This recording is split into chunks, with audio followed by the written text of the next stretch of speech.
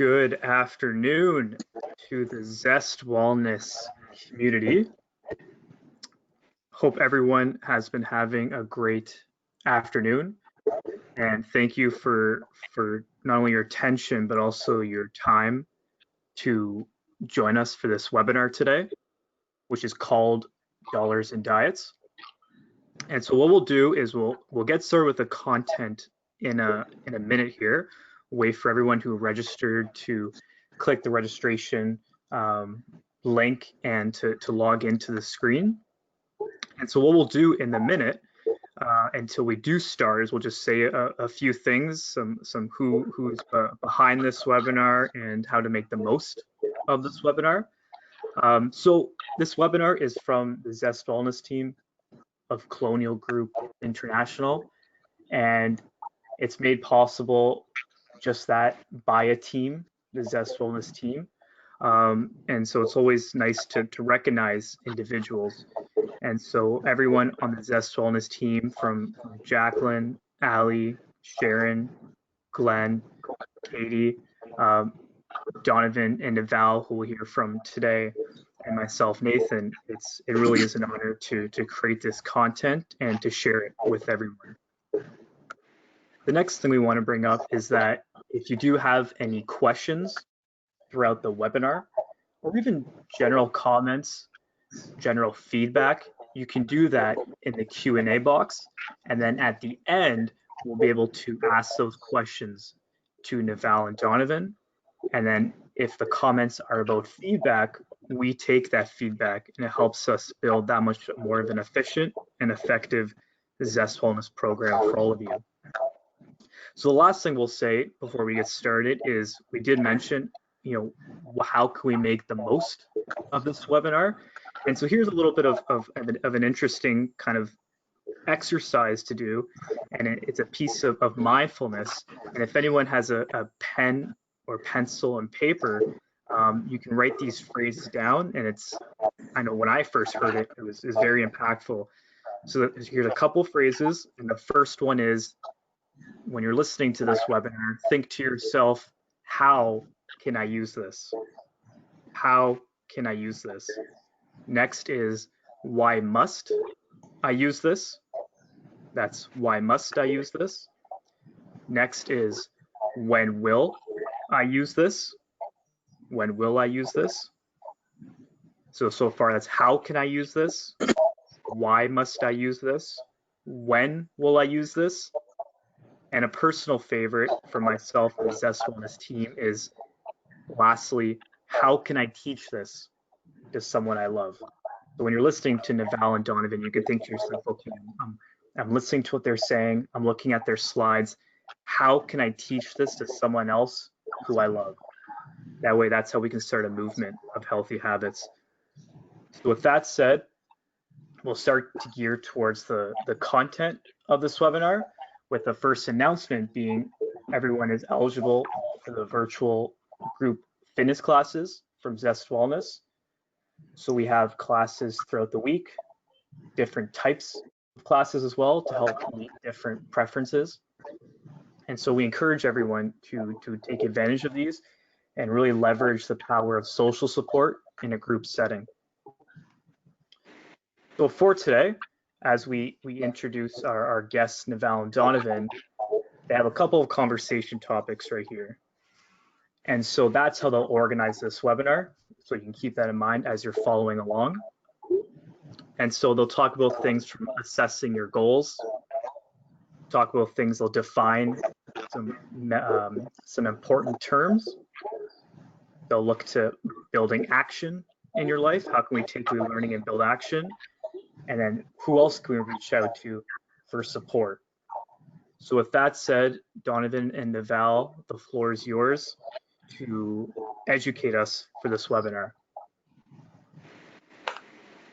All right, I'll begin. So my name is Naval Miller. I'm the Assistant Wellness Coordinator here with Alliance Medical Insurance, also a part of the dynamic Zest Wellness team, various jurisdictions such as Bermuda. I'm here in the Bahamas. We also have colleagues that came in. So my passion is finance, and I'll be contributing on the side of dollars. And funny enough, I have a story of how I came across this passion for finance. Actually, I came across finance following my other passion. I actually wanted to become a pilot. That was my high school ambition, Donovan. I wanted to become a pilot. And when me and my mother took a trip to Florida over the summer period, I was more fascinated looking at the ticket costs, because I saw the total cost. The total cost was it was close to $200. I was a kid at the time, close to $200, and I was like, so within this $200, where do they allocate funds for plane maintenance, for the fuel of the plane, the pilot's salary, and where do they derive a profit? So that was my fascination, just breaking down this ticket and its cost. So we're on the plane flying over now to Florida, and the most exciting part of being on the plane is the takeoff part, right? I forgot the takeoff part. I still was just fascinated on this cost, and I was like, you know what? As soon as I landed, it's like I really, have a passion and a love for finance, and to just slim it down a little bit, it was actually a passion and love for accounting. So that being said, I'm an accounting student at the University of the West Indies, and also I'm a student at the CFA Institute studying foundations of investment. All right, my name is Donovan Ingram. I'm the nutritionist / wellness manager for Atlantic Medical Insurance, a brand here in the Bahamas for Colonial Group International. And my passion for nutrition comes, and now that Naval set the tone for a story, I have to give a story. My passion for nutrition comes from dealing with a lot of insecurity as a child and being overweight. Just some things I was just very non-athletic. And as a young child, I grew to be somewhat overweight and chubby, as some would say. And as a young adult turning 18, I developed an interest in working out and eating right. And that led me into winning some fitness competition, Mr. Caribbean International, well, first Mr. Caribbean Bahamas, and then Mr. Caribbean International in 2010, some 10 years ago. And my passions spiraled from then into winning a fitness competition, into realizing, hey, I can change the way I look based on the things I eat and the way I perform.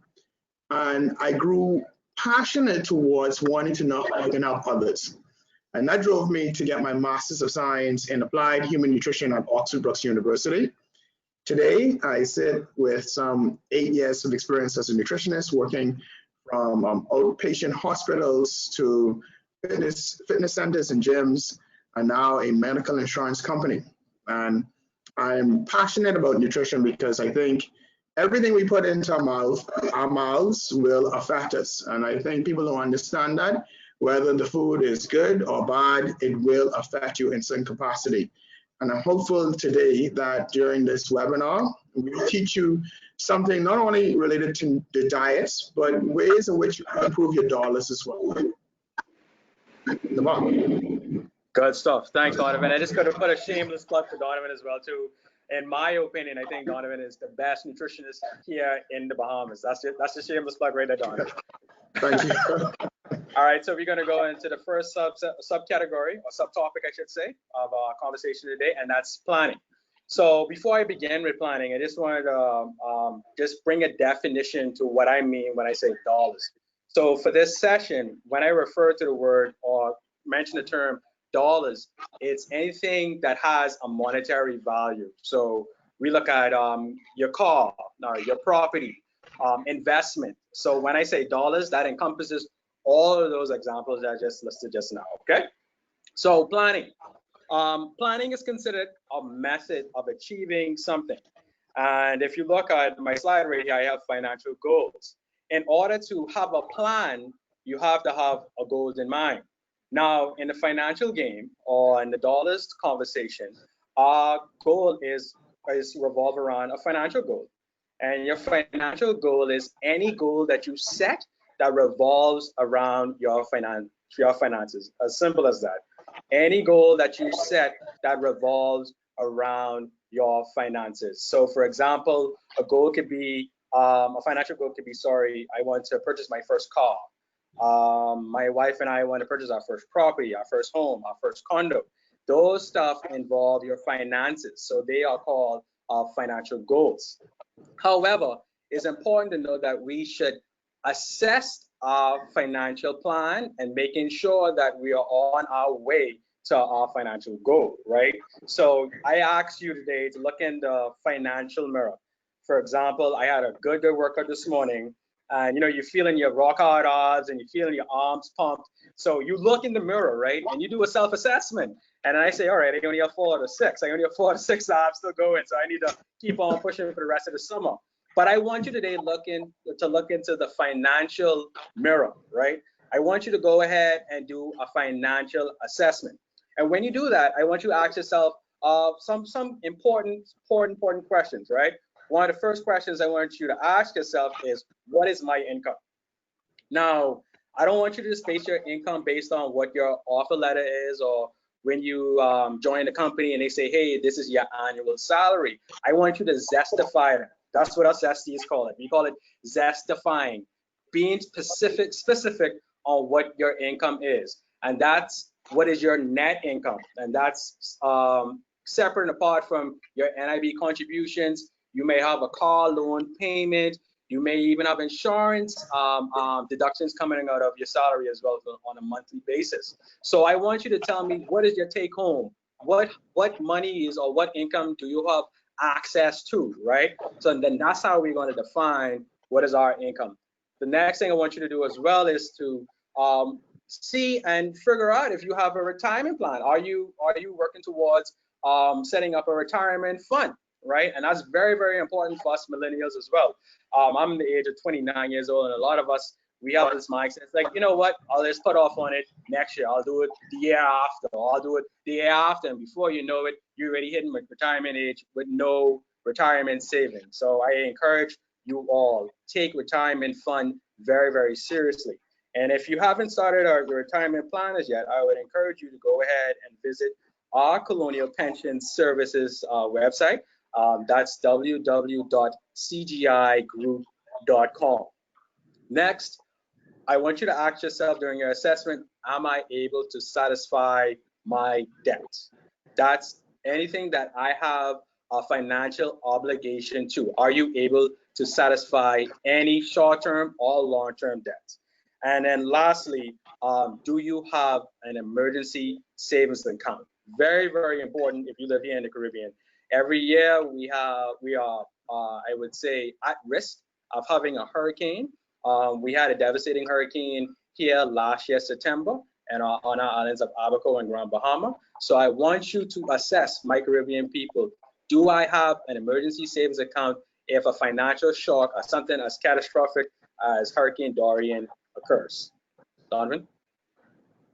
Thank you, Naval. I've heard several things that I think relates to the diet aspects of this webinar, in truth. And one of the most important things I think you said was setting a goal when planning. And that's very important. In fact, the word plan can be broken down into an acronym, which I created, which is P, purpose, L, laid out by an, A, achievable, and N, narrative. So purpose laid out by an achievable narrative. That's your plan. My advice to you who are listening is that it is encouraged that you have a nutrition assessment at least once per year from an expert qualified nutritionist. It is also important for you to understand what your macronutrient intakes are. Macronutrients are carbohydrates, that's fats, and they're proteins. And they're broken down into so many variations. But it's also important for you to understand the ratio in which you should consume your macronutrients. In fact, for an individual wanting to build their body or increase their muscle mass, there's a higher carb intake. 50% of the intake should be carbohydrates, 30% from protein, and 20% from fats. For individuals wanting to maintain their weight, if you're satisfied for the way you look, and you don't want to put on any weight because you have some genetic effects or some lifestyle changes, you definitely want to be eating carb ratios of 30% carbs, 35% protein, 35% fats. And for those who want to establish weight loss, it's very important that you lower your carb intake. That means 10% carbs, up to about 50% protein, and another 30% of fats. And this is based on everything you consume within a 24-hour period. That's also very important to note. Before weight management becomes an issue, and even after, you must set a goal. Let me say that again. You must set a goal. Calories add up very quickly. Calories from beverages like sugary drinks and sweetened beverages, even sparkling beverages, snacks, condiments that you have on your foods, sauces you cook your foods with, and even sugary sweets. Ask yourself, do I really need to mess up my goals? Is it really worth having that one bite of a cookie or a couple cravings of a chips or those luscious fatty foods or sweetie foods? Do I really want that? Do I really need to mess up my goals? Even the frequency in which you have these items affects your overall goal in itself.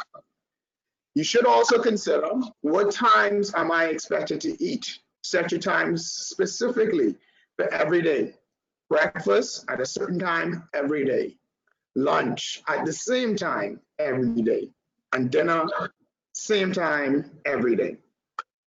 Also note that how the food is prepared and the sources of the food play a major role in the success of your overall goal. You must also understand foods that you are tolerant of and understand foods that you need to stay away from. Naval? Good stuff, Donovan. Good stuff. So we're going to go to our next subcategory, and that's called self-assurance.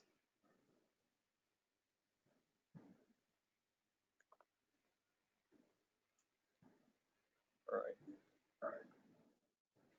So we're going to go over to our slide, self-assurance.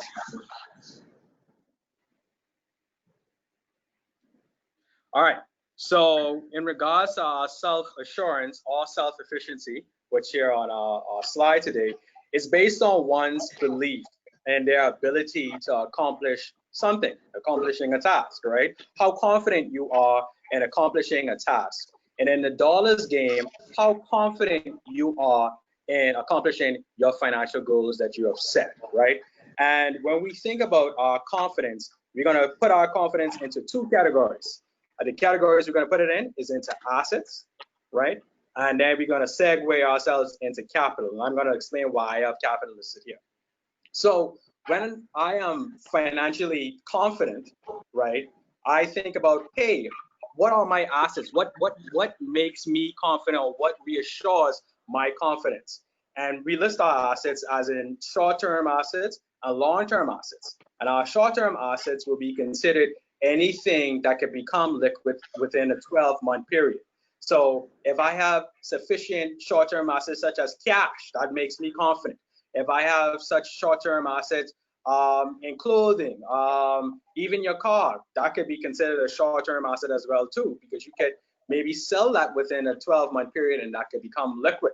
Also, our confidence, like I said, relies on our long-term assets. And those long-term assets are anything that can become liquid over a 12-month period, or it takes longer than a 12-month period for it to become liquid. So we could say those long-term assets could be property, right? And I had a discussion with a friend about this last night, and he said, hey, if you say that a long-term asset is anything that takes longer than 12 months to become liquid, and a short-term asset is anything that could become liquid in the 12-month period, he says, if I sell my property within that 12-month period, why would you still consider that a long-term asset?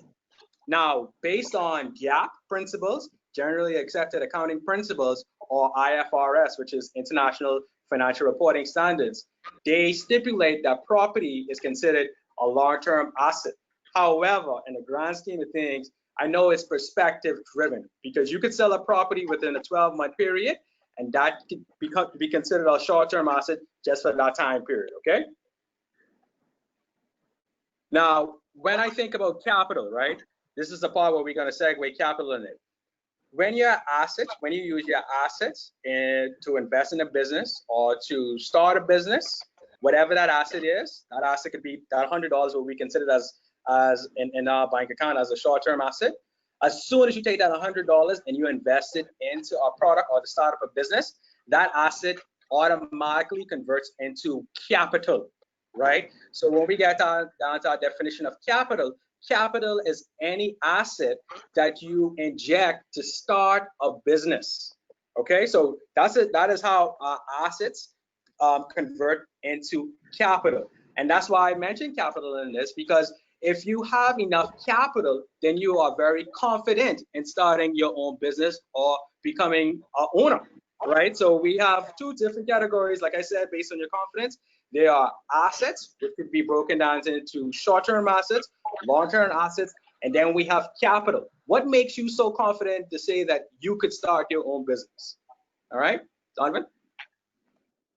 Very interesting. So in relating back to the self-efficiency part of the dollars back to diets, I have summed up that assets, all assets that we can list under diets, can then be a controlled weight. It can also be a controlled blood glucose level. It can be a controlled blood cholesterol value. And most importantly, from a nutrition standpoint, it can be a controlled metabolism. Now, in terms of capital, the capital then is you and your family members' well-being. You are the capital and your health is your assets. It is very important that if you are interested in investing in yourself, especially during these times, you should seek to have an annual physical completed at least once per year. It is also important in completing those annual physicals that you review certain specific procedures and also complete them. Procedures like a mammogram, a prostate check, a colonoscopy, a dental visit, or a vision inspection. Please note that since the onset of COVID-19, a lot of physician offices have resorted to telemedicine. This is the offering of medical advice and consultation, either by phone or by video conference. It is also very important to note, now more than ever, your numbers matter most. Also, these numbers vary from person to person. It is important to note that to be personally aware of this information, as research tells us, that knowing your numbers have saved the lives of many individuals who may have been at risk of chronic diseases and not aware. It is very important to know your numbers. Naval? Great stuff, Donovan. So we're going to go to our next subtopic, which is management.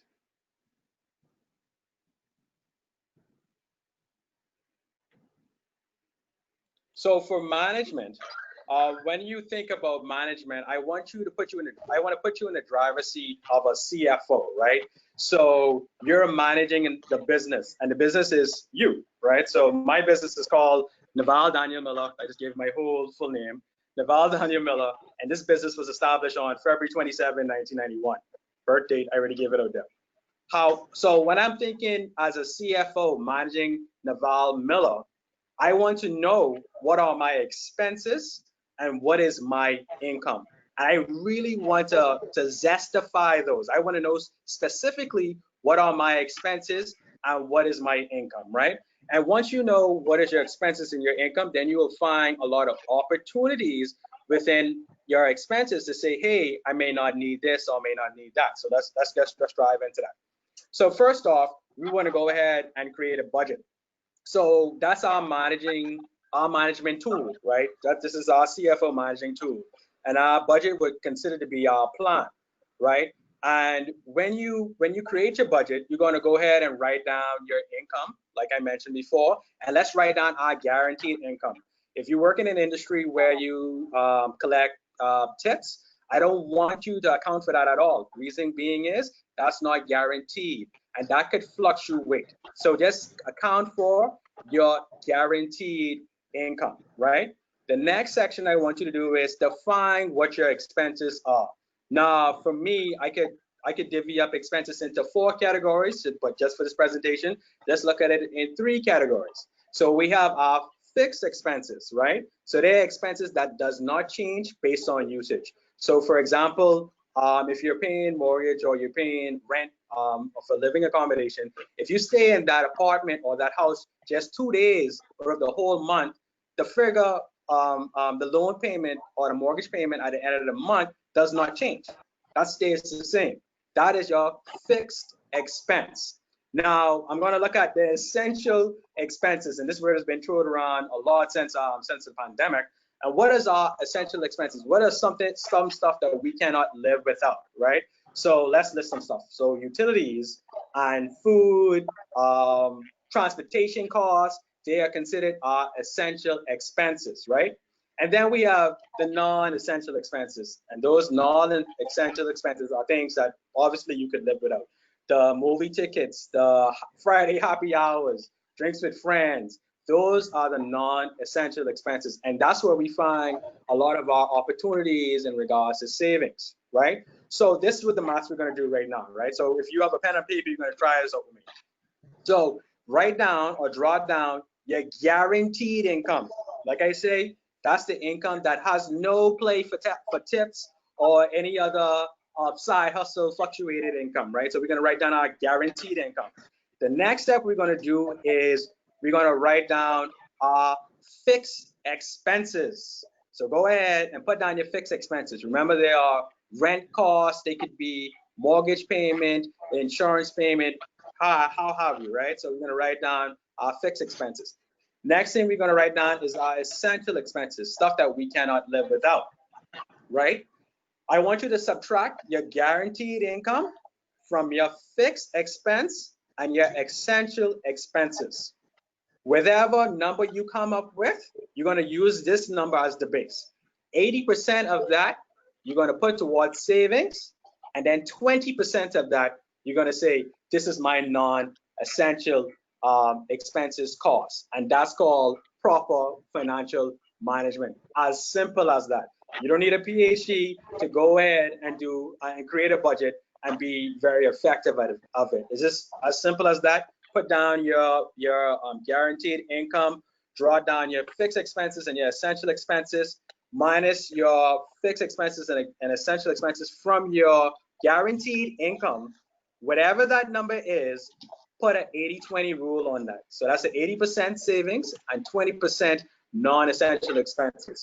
And then you have proper financial management. Donovan? Thank you.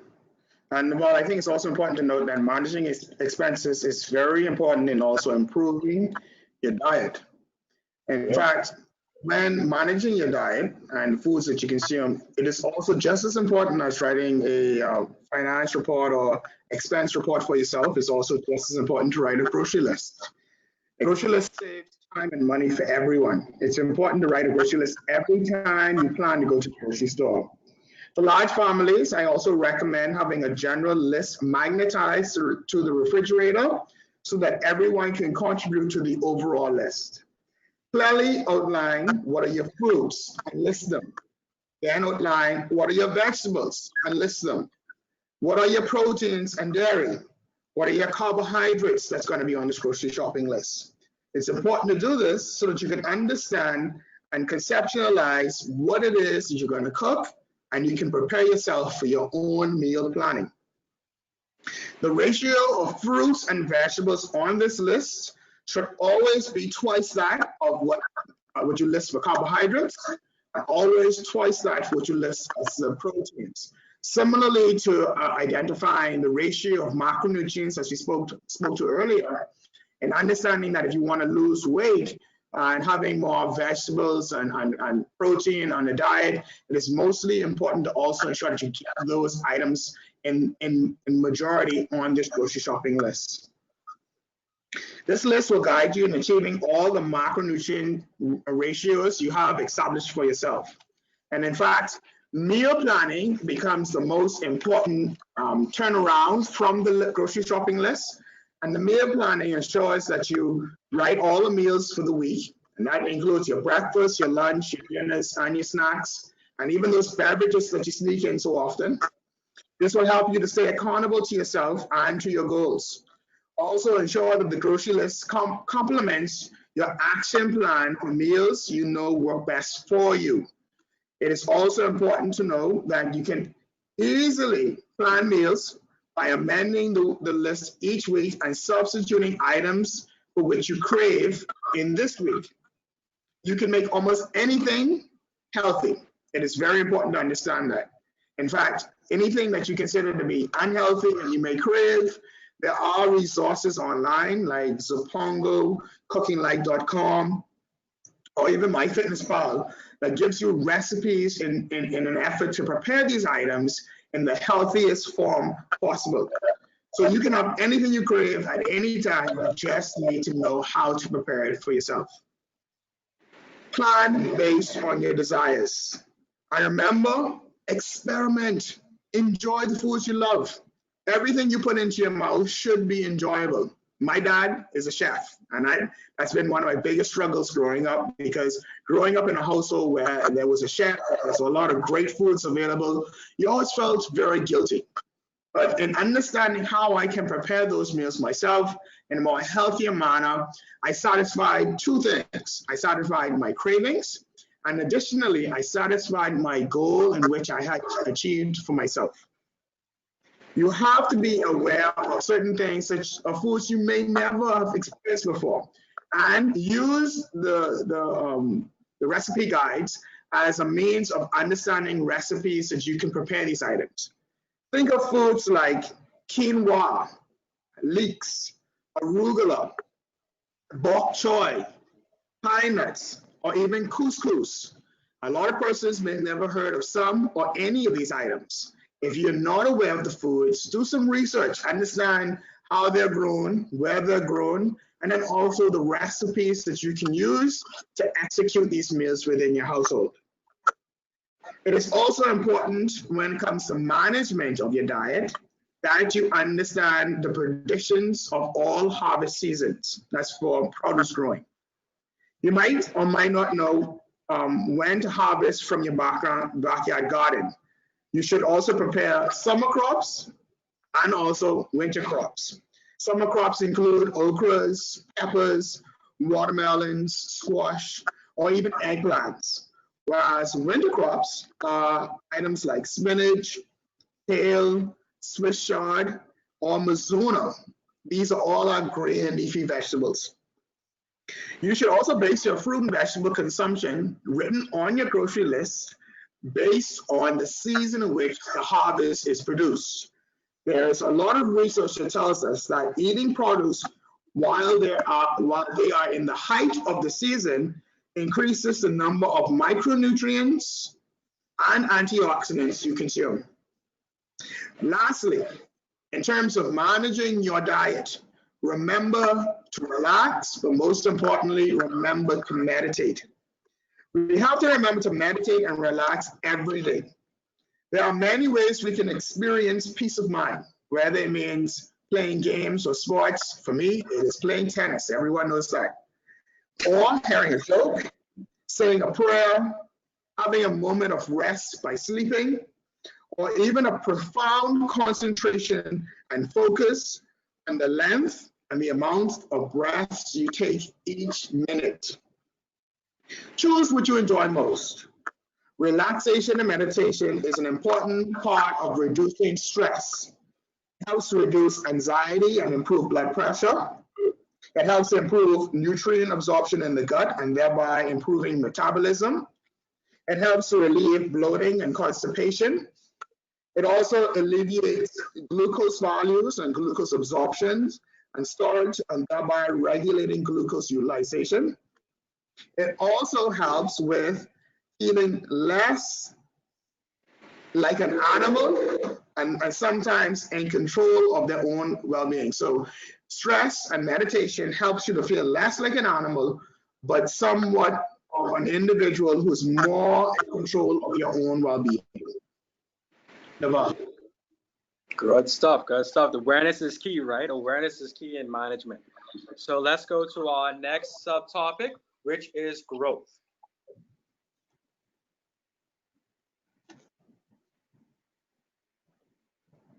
So within growth, right, we want to begin by investing smartly, and that's how we're going to grow our dollars. Now, in order to invest smartly, you have to be knowledgeable. Be very knowledgeable with what financial products exist and what are out there. For example, I have obviously I have a pension plan with Colonial Pension Services, and that's not just because I work here, but the key reasons were that they had competitive rates of return. The plans were really flexible, and then they customized investment options. And once those three things were covered for me, I advised my wife. I went and jumped on the Colonial's pensions savings plan, and that's what works for me, right? So I encourage you all to go out there, investigate, be knowledgeable about these financial products. And if you don't know too much about investment, I'll show you a little quick trick. Even on Netflix, I know a lot of people are watching Netflix at home. If you go to one of the episodes where it says explain, they actually break down the stock market for you in its full entirety, right? So if you're spending time home watching Netflix, watch something educational at Netflix explain, and they break down the stock market for you. They explain it fully in its entirety and tell you about investments. All right, go online, follow Bloomberg, Market Watch, be very knowledgeable of what financial products out there, and be very financially knowledgeable and prudent on how things change based on the stock market and what's occurring around the world. For example, did you know that gold right now is at its highest peak? And you know why? Because gold is the only social construct that has lasted every test of times. You were talking about gold from the 14th century during the voyages of Christopher Columbus. And when the financial market starts to shift, and when you see some shocks, it seems like everybody still has that confidence in what financial construct has lasted the test of time, which is gold and silver and copper and the likes, right? So you want to be very knowledgeable about these products and how they change based on world occurrence. Also, my next advice to you will be ask yourself a few questions before you go and invest. Number one question will be, what are my investment goals? The next question I'll ask you to ask is, what are the risks of investing? How long do I want to invest? And what are the penalties that I may incur for breaking my investment period? For example, during the COVID-19 pandemic, I know of a lot of friends, a lot of colleagues who had to, break their investments or their fixed term deposits at financial institutions, and they were not aware of what the penalties were. So before you even invest, find out, what if this situation happens and I have to dabble in that, or I have to get some funds out of this investment? What are the penalties that I would incur if I do such a thing, right? So you want to make sure that you invest in smartly and asking yourself these questions. And then lastly, second to lastly, you definitely want to create multiple streams of income. This is a big talking point for one of the biggest investors here in the world, Mr. Warren Buffett. He says to create multiple streams of income. And then I'll add my piece into it to say, while you're creating multiple streams of income, make sure that is something that you love doing, because you're going to be using extra time. The extra time, separate apart from your 9 to 5 at your place of employment, you may be doing an extra 3 hours into this new industry or this new business, creating this new stream of income. But make sure that's something that you love and you have a passion for, okay?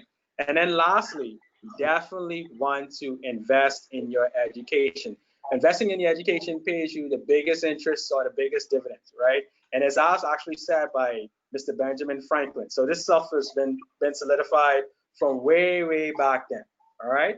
So they are my financial growth tips. Donovan? Thank you, Naval. You're very true. Investing is the way forward when it comes to growth. And in understanding investment on the diet side, one should understand that investing in your health is a very, very good investment. In fact, in understanding how to invest in your health and how to grow your diet, to expand on it, see more and more improvements, one should consider understanding their body type first, and then also understanding what foods complement the body type. And for individuals who are listening and you're not aware of body types, it's important to know that there are 3 body types. There is the Mesomorph body type, that's a percent body fat for male between 3 to 7%, and for females between 11 to 15%. Then we have the Endomorphs. Those are the slim, slanky individuals, long limbs, very narrowed features, slim waist. For males, that's a percent body fat between 9 to 15%. And for females, that's a percent body fat of around 17 to 21%. And for our Caribbean fellows and females around the world, the more popular body type for these cultures are typically our endomorph body type. And that means that you have, for male, a percent body fat of 20% to 32%. For a female, somewhere around 25% to about 35% body fat. Okay.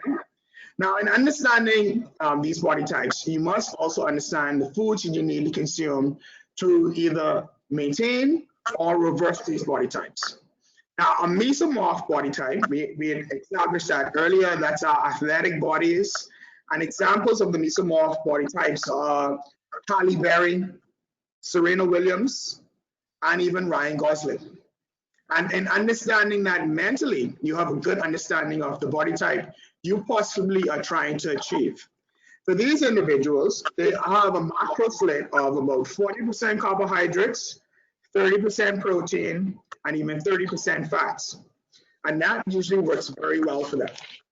Now, for the ectomorphs, slim, lanky individuals, usually their goal is to put on a little bit more muscle mass without getting too big, but just expanding in muscle. Now, body types that reflect the ectomorph body type are celebrities like Kylie Jenner, Brad Pitt, or even Venus Williams. Yes, of course I'm going to say a tennis player. Now, understanding nutrient breakdown for this body type, these slim, lanky individuals who want to put on a little bit more muscle mass, it's important to know that they eat around 55% carbohydrates, 25% protein, and another 20% of fats. Or instead of overthinking it, just simply think higher carbs and lower fats. Now, for the bulk of our society, our endomorphs, our individuals who have a bit more gun casing, those thick thighs, distended stomach, a little bit more bustier or big arms, these will be the individuals who carry a lot more fats. Now, and this is more fats naturally, not after the whole surgery or diet changes. Now, in terms of endomorph body types, celebrities that reflect an endomorph body type, if you believe it or not, would be Beyonce, Tyler Perry, and Lizzo. A macro breakdown for this body type is around 25% carbs, notice much less carbs, 25% carbs, 35% protein, and 40% fats. Believe it or not, the fat and protein intake is a little bit higher than the carbohydrates.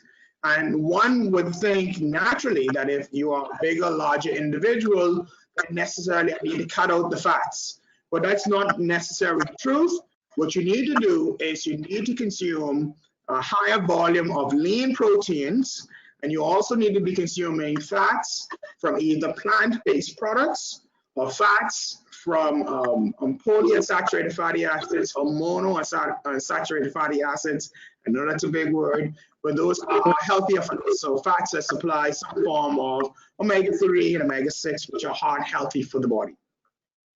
It is also important to know, in terms of growing growth when it comes to your diet, one should maybe consider getting a nutrition certification. Now, there's no reason why you can't get a basic nutrition certification for yourself. This gives you an added advantage over anyone else in terms of achieving your personal goals. Sure, this won't make you qualified to be a nutritionist or a nutritional advisor or consultant, but you will definitely have a better understanding of all things nutrition to reach your goals and improve the health of you and those you love. Naval. Good stuff. Thank you, Donovan. So we're going to go to our next subtopic, which is sustainability. Now, on the dollar side, when we think about sustainability is how we can maintain our financial status. And one of the key ways of maintaining your financial status is living within your means. I have a startling statistic from America, United States of America, and they stated that the average American spends up to $18,000 a year on non-essential items. $18,000 a year, and that is actually at its highest peak in North America. So this type of conversation is for all people, but specifically for my millennials who definitely spend way beyond their means. So in order to maintain your financial status, I encourage you all to spend within your means or live within your means. I have a startling statistic here as well from the Central Bank of the Bahamas.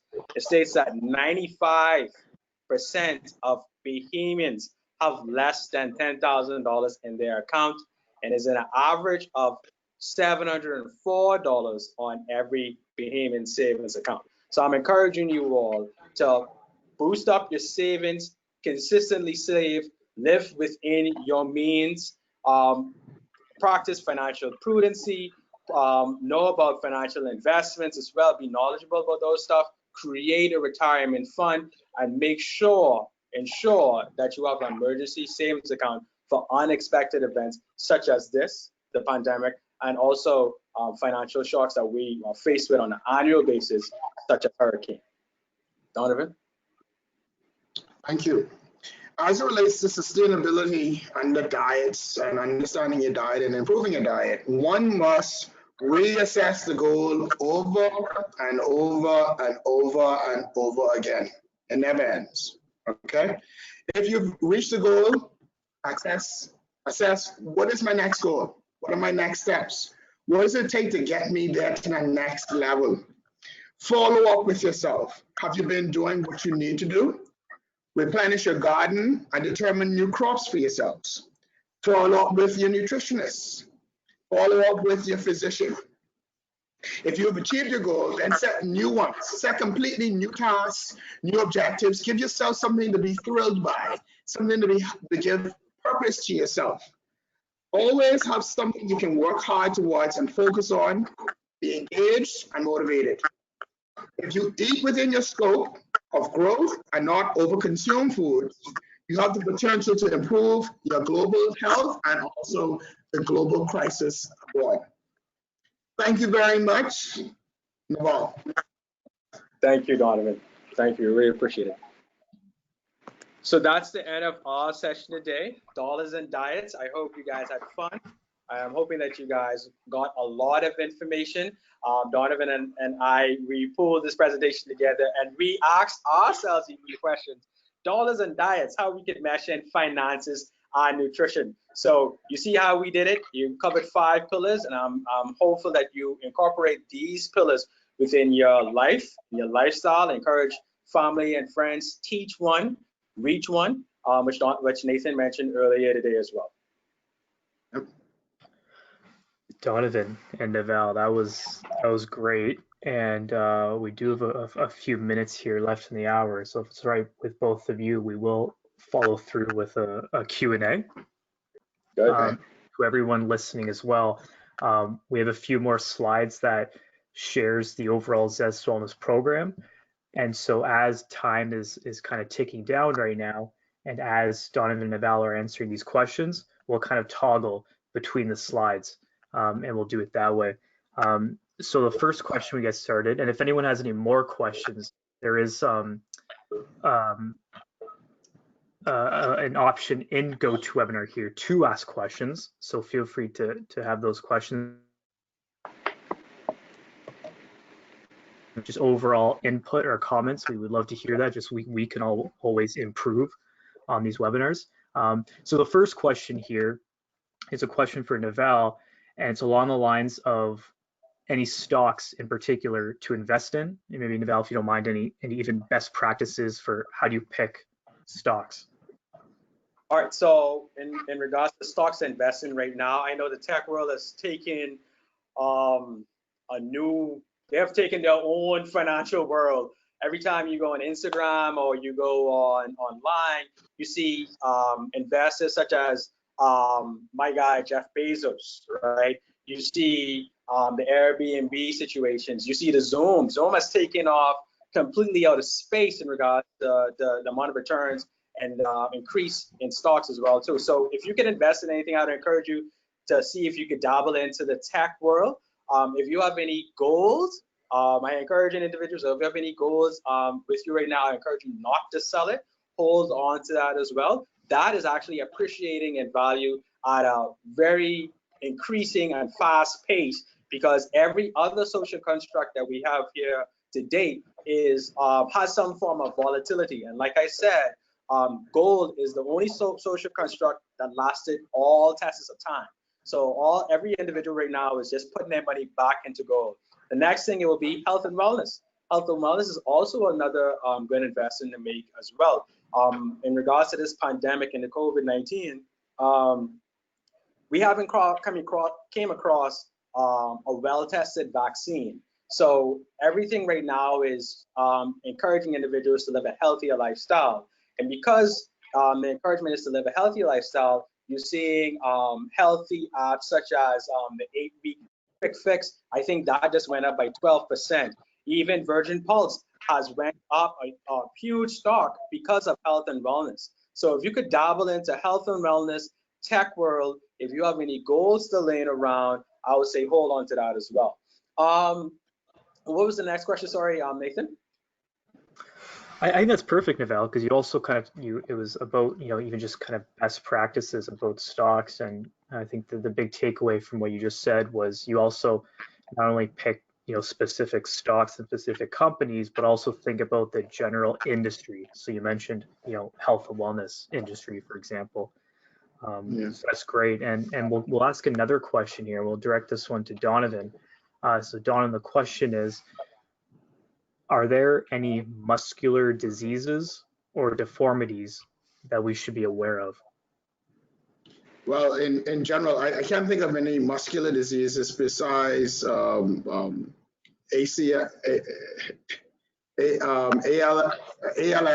or some neurological disease. But in fact, if you suspect that you have a muscular disease or some deformity, my advice to you would really be to go and speak with a physician. A physiotherapist probably would be a great starting conversation, but definitely a neurosurgeon or someone that deals with spinal cord and recovery and rehabilitation, in understanding what it is that disease is and also ways in which you can counteract that disease. Fantastic. And also, Nathan, I just got to add one more part when I say tech, because I think I might have confused a lot of individuals when I said Airbnb and Amazon. However, Amazon does not own any inventory. Airbnb does not own any rooms. The only thing they supply is an app or application where you could visit and access these goods from various other people. So the main thing that they own is tech. That's the part that their business is in tech. I just don't want to lose anybody when I say those two. And add on to Naval's question as well, answering Naval's question, I think also the central bank of any country, the central bank of the Bahamas, the central bank of the Cayman Islands, central bank of Bermuda, you definitely want to reach out for those individuals when it comes to advice on stock purchases and even gold investments. Right, exactly. And what we'll do is we'll be like a boomerang right now. We said the last question, Donovan, and like a boomerang, we'll go right back to Donovan for the next one. And that was, you mentioned about making anything healthy. How do you do that? So do you have any tips? Maybe is there a certain way you can prepare food to make it all healthy? What's kind of the scoop on that?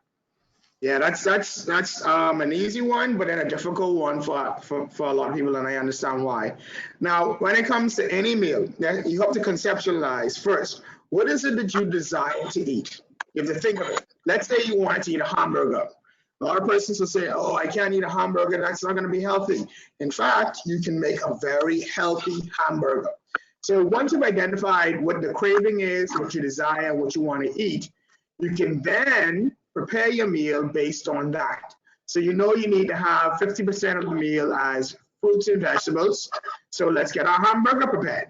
You take your lettuce, maybe add some spinach, add a few slices of onions if you like onions, tomatoes.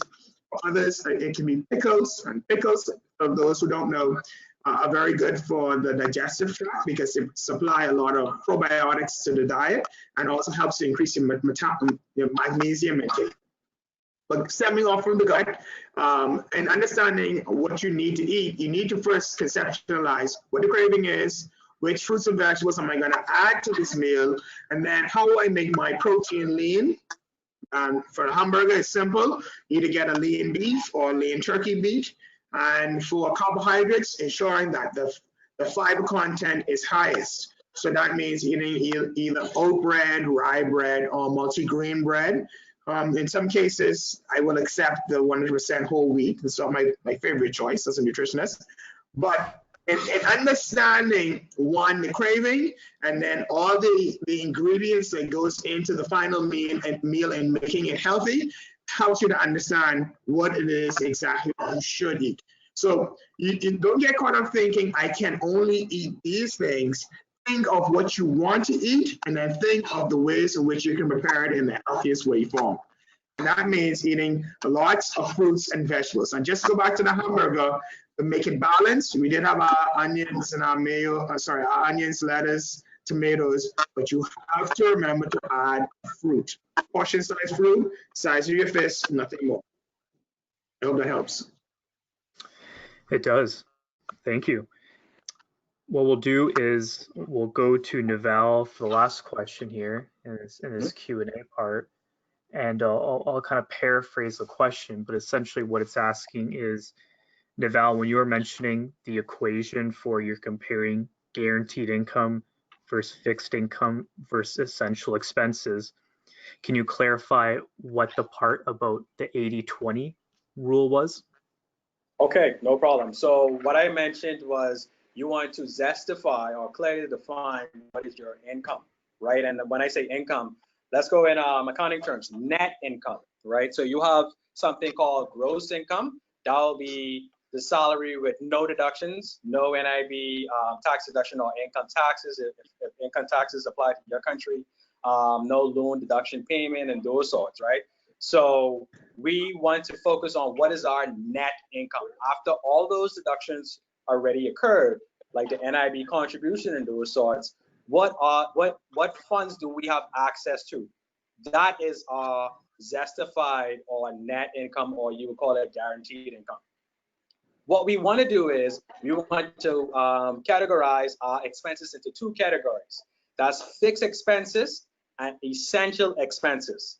So you're going to put your expenses in two categories. So we're going to put our fixed expense, which is rent, mortgage payment, stuff that don't change based on usage, right? So that's your fixed expenses. And then we're going to put down our essential expenses as well, right?